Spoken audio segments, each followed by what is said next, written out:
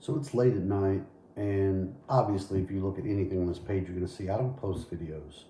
I go on YouTube and watch a lot of YouTube and the videos that are there, but I've never been a guy who put this on here.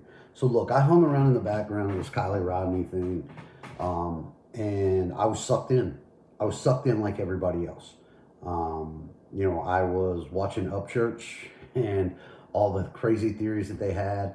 Everybody had lives. The Tony Dodge thing that busted up off of this.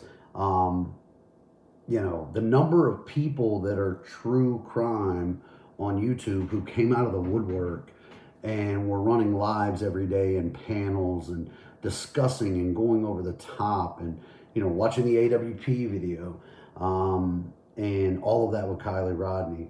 And I kept an open mind because as a true crime person, you get sucked into this stuff. You think like, yeah, this could be one of those, right?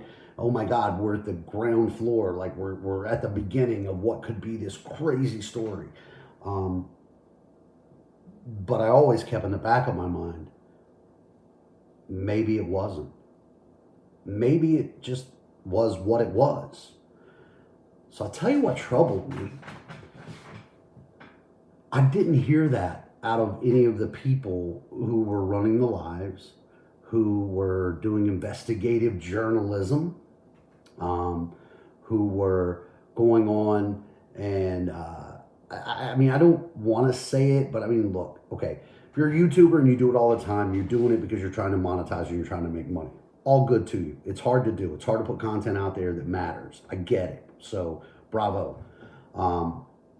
I do feel like, and that's why I hung around in this, that this was going to be an example of how YouTube can get completely out of control, how social media can get completely out of control. Because there were names mentioned, there were people doxxed, there were theories that were being pushed and made, investigative journalism going way too far with crazy theories involving multiple people and horrific crimes. And everyone were stating these things as if they were doing this because they cared about this girl and they wanted the truth. Well, today we got the truth. We got the truth with the coroner's report and the investigative report. And the truth is, it was an accident. There were no signs of foul play. The girl was really drunk and got lost, had some coke in her system, and drove into the lake. She tried to escape. As the front went down, you go to the air, it's in the back. She swims to the hatch, and unfortunately the young lady loses her life. So that's tragic. So here's my call to action, because I never see this happen. And it's a test on who's the real. Who's the real? All of you YouTubers who were covering this case 24/7, multiple lives, multiple deep dives, multiple investigations going out for pictures of the party and the people in Truckee and the human trafficking and the she's not real. It's all made up. Jagger was involved, the tow truck driver. And at this point, everyone who kind of defended AWP, everybody wondered why the family didn't go out to AWP and say, thank you, thank you, thank you. When we look back at this, the video that AWP posted, that put gas on this fire. 100% that put gas on this fire. Because they shared a video with a tow truck driver who saw Kiely the day after the party with no substantiation whatsoever. No, there's supposedly video, but there's none of that, okay? And they posted it. And then their first video of finding the body is accident or murder. So they threw it out there. Look, what they did was fantastic. They found a young lady that probably should have been found before that. We'll give you that. I mean, there were some absolute breakdowns in the investigation and the agencies who were using or doing this 100%. But, so thank you for that. But I could see how the family, if they're in the know on this and going through it, and it seems like this was found out fairly quickly that it was an accident, and they're trying to move on. And this organization who found their daughter is promoting the narrative of there's more and maybe there's foul play. They say it in the video when they find her, right? It looks like foul play. I could see how they didn't run out to thank these people, because that threw gas on this social media fire. And that's what it was. Every day, incessantly. And I know it was happening because I was there. I was watching all of these, man. I was completely entrenched. Hours upon hours from, again, Upchurch going crazy, and then the people fighting back against Upchurch going crazy, and then all the digging and the investigating, and then the multiple panels and people that you'd never heard of that are now true crime. And every one of these lives and every one of these videos getting hundreds of thousands of views. A lot of people on YouTube made a lot of money speculating on Kiely Rodni. A lot of people on YouTube made a lot of money making allegations about a situation to draw people in. So here's the test. Who's the real? Who's going to step up? Who is going to go live, or who is going to do a panel, or who is going to bring everybody together to say, you know what? I fucked up. I was wrong. It was an accident. And, I was off base. Maybe I didn't want to see it as an accident because it was too simple.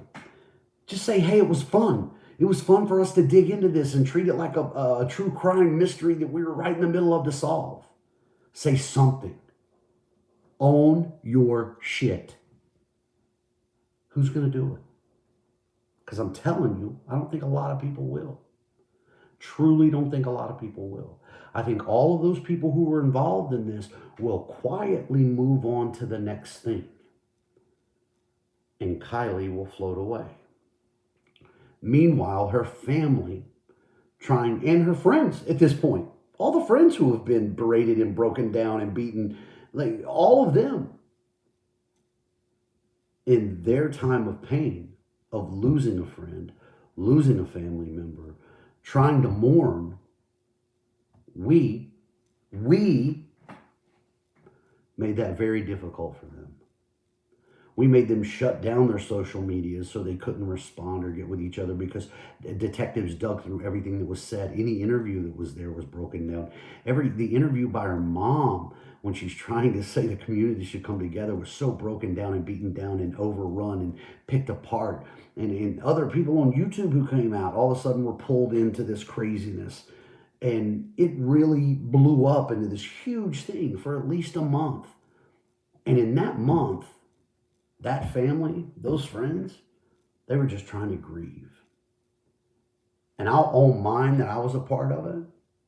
Luckily, I didn't say anything, I didn't do anything, but I was a bystander, man. I was rubbernecking like a mother. I was looking, and I was there. I was watching. I was intent. We were part of the problem. That's some true shit. That's some real shit. That's some dig deep shit. Because this has consequences. Or at least it should. So I'm really, really waiting on the next live, the next panel, the next video that posts up that goes through now the review of Kiely Rodni and owns their shit. Go back and break down your videos and your lives and the allegations that you made and the things that you said, the way that you went back and broke down that mother's speech at a memorial for her daughter. Go back with the same scrutiny and look at what you said, what you did, what you drove, the people you pulled in. Go over that with that same fine-tooth comb that you went over every piece of social media that a teenager posted because they lost their ex-girlfriend, their friend, in a moment of tragedy. Go back with a fine-tooth comb and look at what you did to other people that were pulled into this, and the accusations and the people that were there. I'll tell you where I was most of the time, and it's not, I loved it and I was there for it. So here's my thing. I want to see who steps up. Zav Girl, I watched. Ryan Upchurch, I was all over. Tony Dodge, and then that flew into a whole other world of stuff, which I don't even know where that went. But those people, along with others, started gaining clicks and watch and views, and then made money from this tragedy by going back and making it now, as we know truthfully, something that it never was.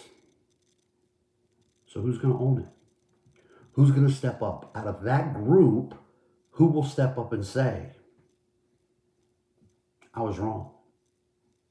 I'm sorry for what I did and the people that I brought into this and the role I played in this. I'm sorry for what I did to the family. I'm sorry for what I did to her friends. I'm sorry what I did to these other YouTubers or random people in the city of Truckee. Who's going to step up and say that? Because here's the deal, man. It's all nice and fun to be entertaining and get your money. This won't even get any views. Nobody knows me. It ain't going to be there. I don't YouTube this shit. But I had to say it. There has to be ownership. If you're as real as you claim you are, and if you're as concerned as you pretend to be, and you weren't just chasing that money, that click, that like and subscribe, then step up. Step up. Own your shit. Because now we know that this was what it always was. It was a tragic accident where a young girl lost her life. And instead of being able to celebrate that life and mourn and go through that, social media got very involved and made it a lot more than that. AWP got involved and made it a lot more than that. It's time to own our shit. We're not living in a bubble.